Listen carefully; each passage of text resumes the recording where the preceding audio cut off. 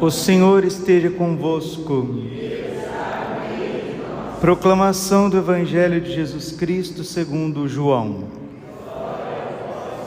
Ao cair da tarde, os discípulos desceram ao mar, entraram na barca e foram em direção a Cafarnaum, do outro lado do mar.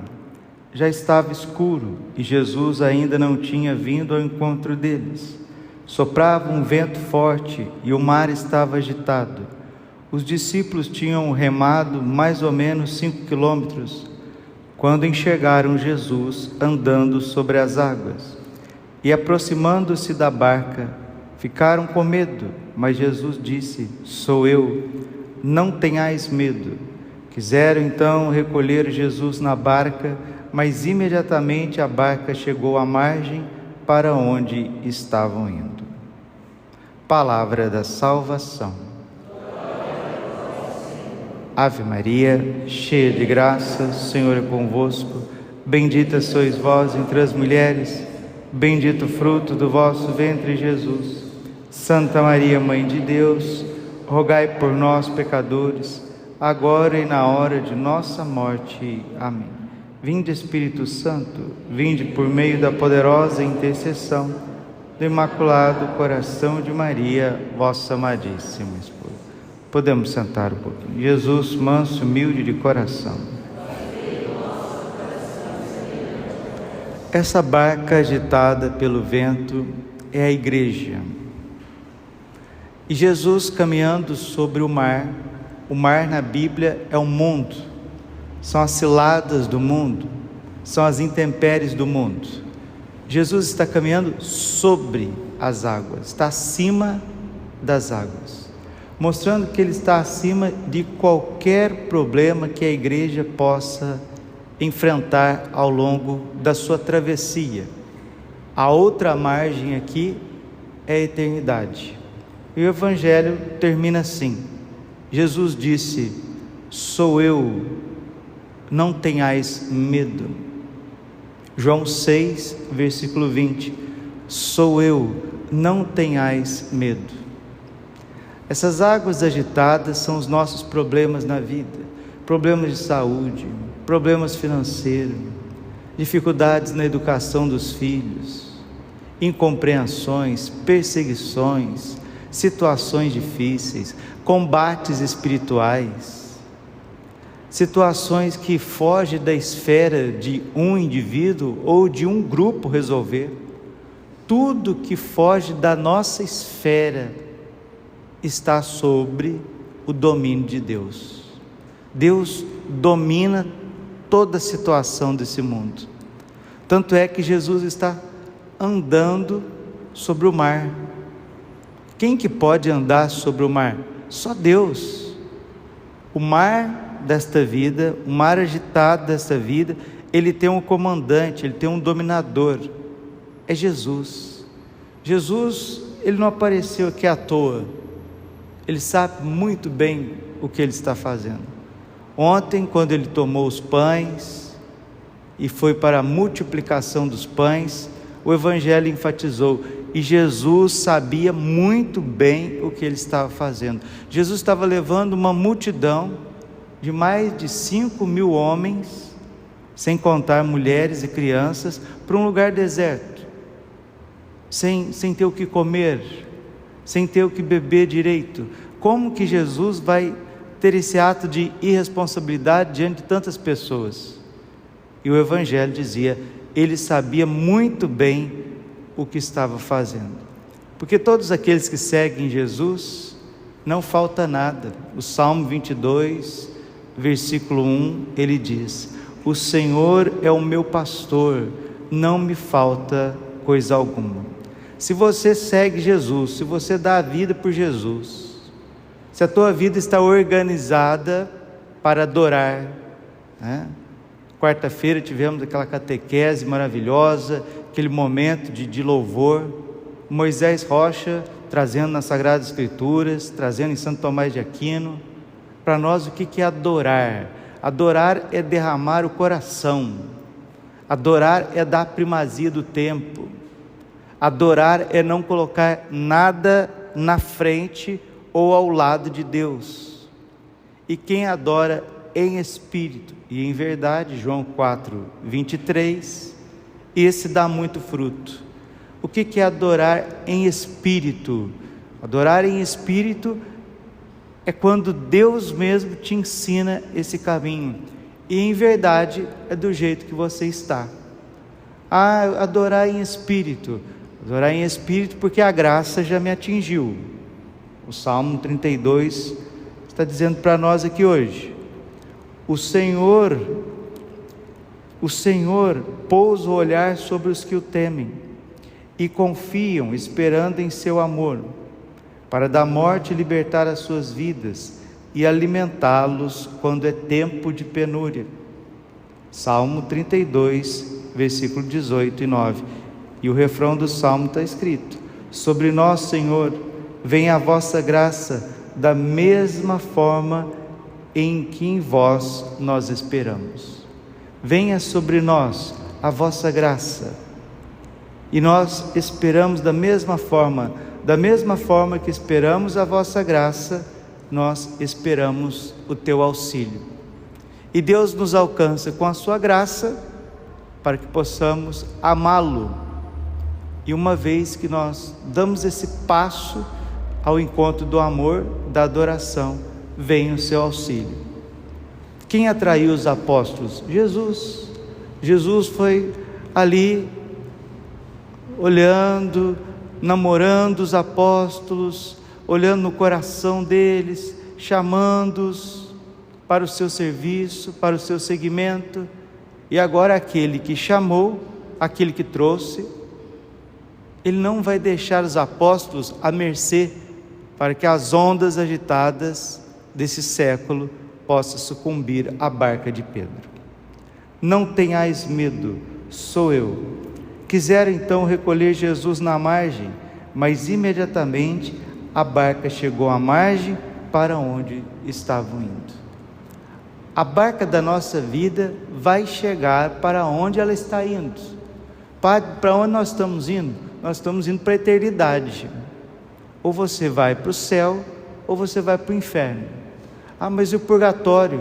O purgatório é só uma passagemzinha para a gente chegar no céu. O que vale o homem ganhar o mundo inteiro e vier perder a sua alma? Mateus 16:26.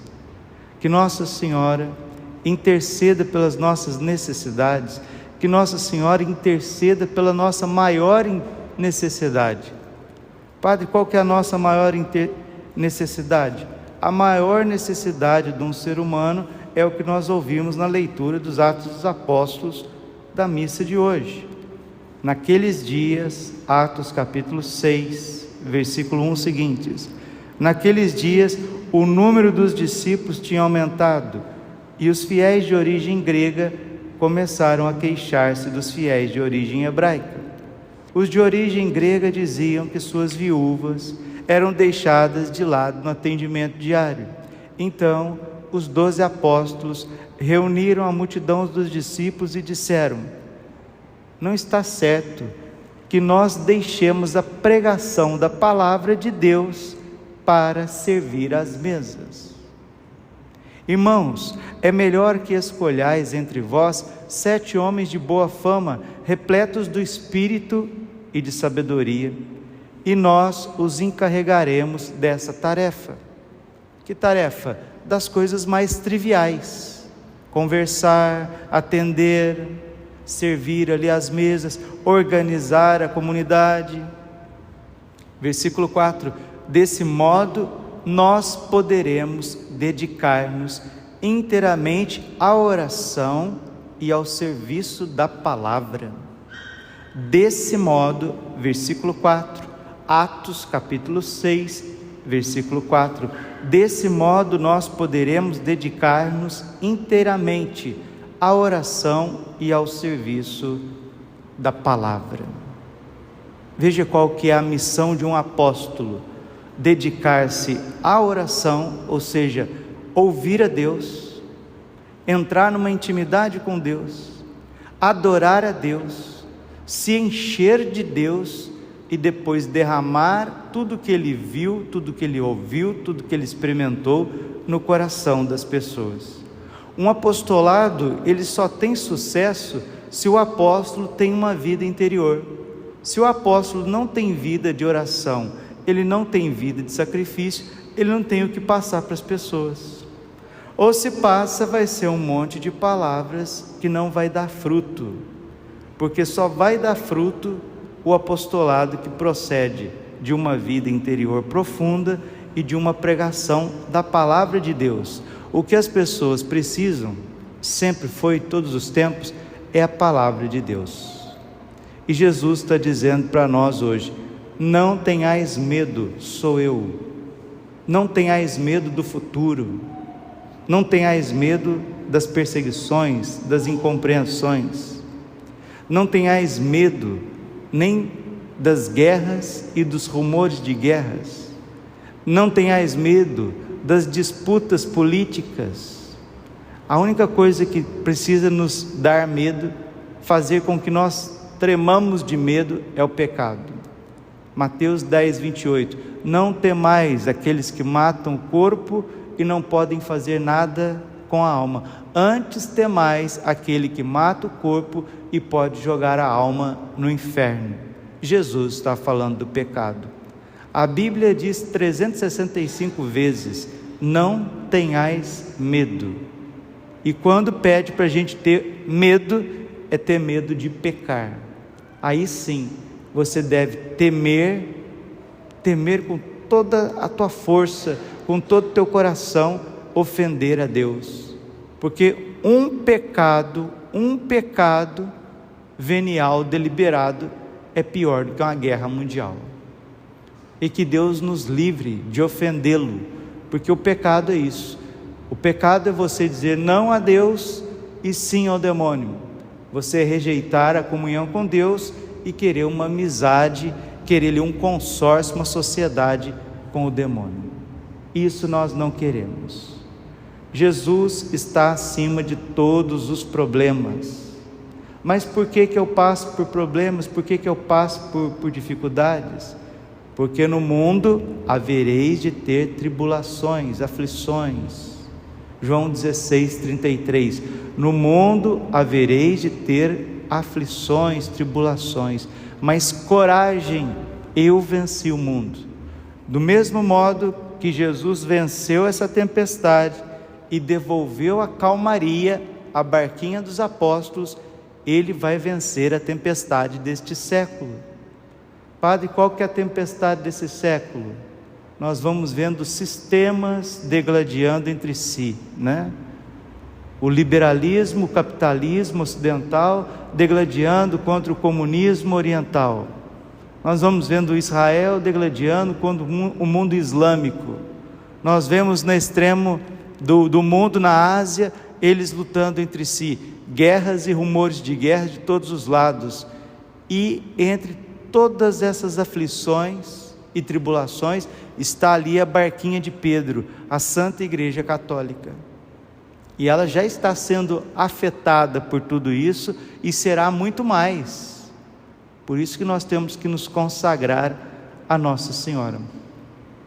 Esse é o tempo da consagração ao coração imaculado de Maria, porque depois do Sagrado Coração de Jesus, depois da presença de Jesus, quem vai nos dar o porto seguro é Nossa Senhora. E essa calmaria, essa normalidade que vai vir para a igreja, é o triunfo do coração imaculado de Maria. Sem esse triunfo, a igreja não vai encontrar bom porto nessa terra. Ela vai ser agitada, tanto pelo liberalismo de cunho protestante, tanto pela perseguição de cunho comunista. A igreja, como diz Chesterton, ela apanha de todos os lados, né?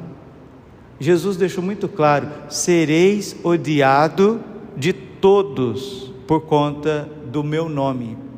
Então a igreja é perseguida no mundo comunista, a igreja ela é perseguida nesse deep state ocidental, ela é perseguida no Oriente Médio, ela é incompreendida pelos judeus, o imperialismo asiático impede que a igreja evangelize, a igreja apanha de todos os lados, como diz Chesterton.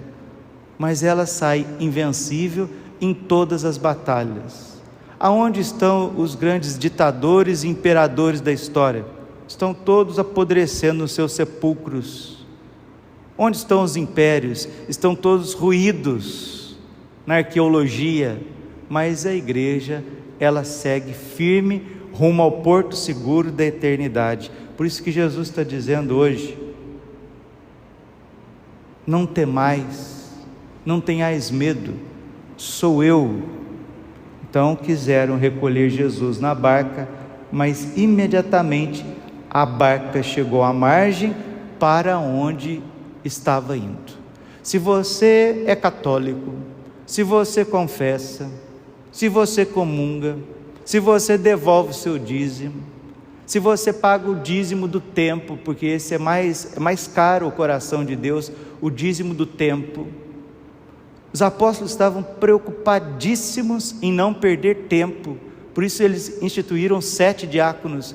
Agora, meus irmãos, eu vou falar uma coisa: o fracasso espiritual na vida individual e como um todo é o fracasso de perder tempo. Santo Afonso de Ligório fez um voto privado e era de não perder tempo. São Francisco de Sales dizia: todo tempo que não é aplicado na nossa santificação e na edificação dos irmãos é um tempo perdido, que depois nós vamos pagar duras penas no dia do juízo. Todo santo é santo porque não perdeu tempo. Os apóstolos estão preocupados em não perder tempo. Os apóstolos estão querendo, já viram Jesus andar sobre as águas, já viu Jesus ressuscitar Lázaro, já viu Jesus vencer os demônios, já viu Jesus debater e calar os saduceus e fariseus. Os apóstolos já viram Jesus ressuscitado dos mortos, Jesus come com eles, Jesus acende uma fogueira com eles, Jesus promete o Espírito Santo, Jesus entra no cenáculo com as portas fechadas. Os apóstolos já receberam o Espírito Santo em Pentecostes, e a preocupação dos apóstolos é não perder nenhum segundo de intimidade com Deus. E nós, apóstolos do século 21, infelizmente, nós perdemos tempo, nós deixamos passar a oportunidade de sermos santos. Quero ser bastante prático. Um terço bem rezado se reza em 20 minutos sozinho. Um cenáculo bem rezado em família se reza em 35 minutos. Uma bela de uma visita ao Santíssimo Sacramento de meia hora é acompanhada de indulgência plenária. Meia hora de leitura da Bíblia, leitura orante da Bíblia, é acompanhada de indulgência plenária. 1 hora de relógio, você faz uma visita bem feita para um doente, para uma pessoa que está acamada, para uma pessoa que está triste. Numa caminhada de 1h30, você reza o rosário inteiro. Numa missa de 45 minutos, 1 hora, você faz uma bela de uma ação de graças, de um ato de louvor e adoração a Deus. 45 minutos, 50 minutos de meditação, aquilo inflama o amor de Deus no teu coração.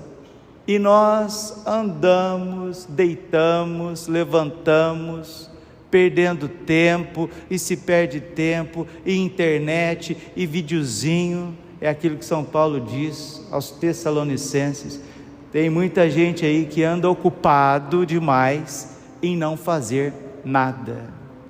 Então vamos pedir a Deus nosso Senhor esta graça de não perder tempo. Os apóstolos estavam preocupados em não perder tempo, e olha que eles já tinham visto Jesus andar sobre as águas e dizer para eles: não tenhais medo, sou eu. Não adianta, nós não vamos domesticar, desculpa a palavra aqui, nós não vamos domesticar Deus, nós não vamos colocar Deus no nosso bolso, não. Ou nós mudamos a nossa atitude com o nosso tempo, com as coisas que escolhemos, ou infelizmente nós estamos colocando o Deus que a gente ama, que a gente adora, no mesmo patamar de ídolos. E como nós vimos e ouvimos na quarta-feira, isso tem nome: idolatria.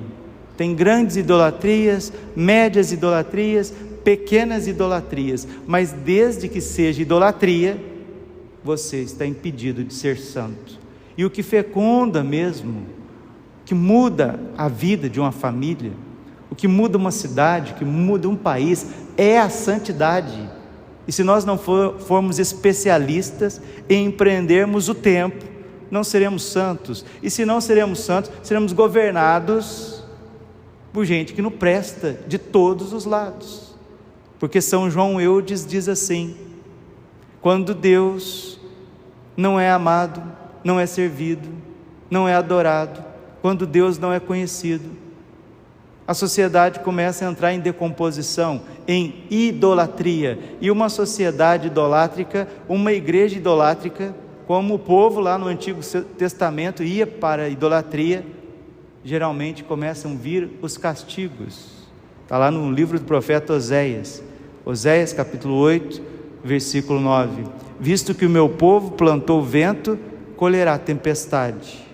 Essa tempestade é fruto da idolatria, de colocar Deus em segundo lugar, colocar Deus em terceiro lugar, ou não dar tempo para Deus, ou dividir o nosso tempo de forma parca, afetada. Isso, com o tempo, gera 3 coisas, diz São João Eudes. Quando nós cristãos somos infiéis a Deus, a idolatria toma conta, e o castigo tem 3 dimensões. Quando o homem começa a prevaricar a sua vida na terra, Deus permite que o castigo chegue em 3 dimensões. Primeiro com guerras, depois com catástrofes naturais, e por fim, que maus pastores, que maus governantes estejam à frente da igreja e da sociedade. É assim que Deus castiga os idólatras. E se nós não queremos ser escravizados, precisamos aprender a dar o nosso tempo para Deus, porque as guerras começam nas novelas. Sabe onde começa a guerra? Nossa, a guerra mundial começou de ver muita novela, de escutar muita música, baixaria, de ver muita coisa errada na internet. É ali que começam as guerras mundiais. Nossa, um país está sendo assolado por uma ditadura. Aonde começou isso? Gula, embriaguez, sexo desregrado, gente que não é casado na igreja, padre que não prega o evangelho, que não ensina o evangelho, missa sendo celebrada em pecado mortal, comunhões sacrílegas. É a infidelidade dos cristãos, sobretudo dos católicos, que proporciona o mal na face da terra. Se a igreja vai bem, a terra tem relativa paz. Se a igreja é infiel, se os cristãos são infiéis, somos dominados pelos nossos inimigos. Assim foi com Israel no Antigo Testamento, assim continua sendo conosco no Novo Testamento e no tempo da igreja. Os apóstolos estão preocupados em não perder tempo, e eles querem gastar o seu tempo com oração, com o aprofundamento da palavra, para que possam anunciar o evangelho, e anunciando o evangelho, levar a luz, levar a salvação à humanidade. Todo cristão, todo evangelizador, todas as pessoas que você gosta de ouvir, que você gosta de ler, os escritores sagrados. Eu amo, padre, eu amo ler São João da Cruz. Pode saber, São João da Cruz era um homem de muita oração e de estudo. Nossa, mas me alimenta tanto os ensinamentos de Santo Afonso de Ligório. O dia de Santo Afonso era dividido assim: 8 horas de oração, 8 horas de estudo, 4 horas de sono, 4 horas de trabalho. Por isso que os escritos dele mexem na nossa alma no dia de hoje. Nossa, mas eu gosto demais de ouvir o Frei Gilson, o Padre Paulo, eu gosto demais daquela homilia, daquele padre, que lá tem transformado a minha vida. Pode ver, o cara é de oração. Se não for de oração, de estudo, de recolhimento, de meditação, de sacrifício, não tem apostolado, não tem salvação, é um blá blá blá, é uma barulheira, palavras ao vento que não converte o coração, nem mesmo do coitado do padre que está pregando. Os apóstolos são ciosos em não perder tempo, mas também não vão descuidar das necessidades materiais, as necessidades físicas daquele povo. Isso é santidade, amar a Deus e amar o próximo, dedicar-se à oração, mas também dedicar-se ao serviço. Não fica reclamando da tua vida, não reclama da tua vida, enquanto você não dar a Deus o que é de Deus. Jesus disse: dê a César o que é de César, mas dê a Deus o que é de Deus. Ah, mas eu rezo o terço e vou na missa. Pouco, falta mais. Mas eu tenho que trabalhar demais porque minha vida é uma correria. Pouco. Ah, mas eu leio o evangelho do dia. É pouco. Uma vez um padre estava passando por uma crise vocacional, e ele teve a graça de conversar com Madre Teresa de Calcutá. E a primeira coisa que Madre Teresa perguntou para o padre é como era a vida de oração dele. Aí ele disse assim: não, eu rezo meu terço todos os dias, madre. Eu faço a liturgia das horas todos os dias, e eu rezo a Santa Missa todos os dias. A madre disse: o senhor reza a missa todos os dias? Sim, eu rezo. Comunga então, querido, todos os dias? Sim. Reza a liturgia das horas, como a igreja pede? Reza a liturgia das horas. Não deixa passar o terço nenhum dia? Não deixo passar o terço nenhum dia. A Madre Teresa sorriu assim, balançou a cabeça e disse: oh, meu querido padre, isso é muito pouco, meu filho. Isso é muito pouco para quem quer ser padre. Os apóstolos estão preocupados em mergulhar em Deus para levar a salvação para o mundo. Se você quer ser um pai de família, levar a tua família para o céu, veja como que é a tua vida de oração. Você quer ser uma mãe de família, educadora dos teus filhos, gestora da tua família, veja como que está a tua vida de oração. Se você quer ser um apóstolo, você quer ajudar as pessoas a conhecer a Deus, veja o tempo que você gasta diante do Santíssimo Sacramento. Depois não adianta reclamar. E são as pessoas que não rezam, que não têm unção, que não têm a força do Espírito Santo, que vai arrumar sarna para coçar na própria vida e inventar um monte de ideologia e de heresia dentro da igreja.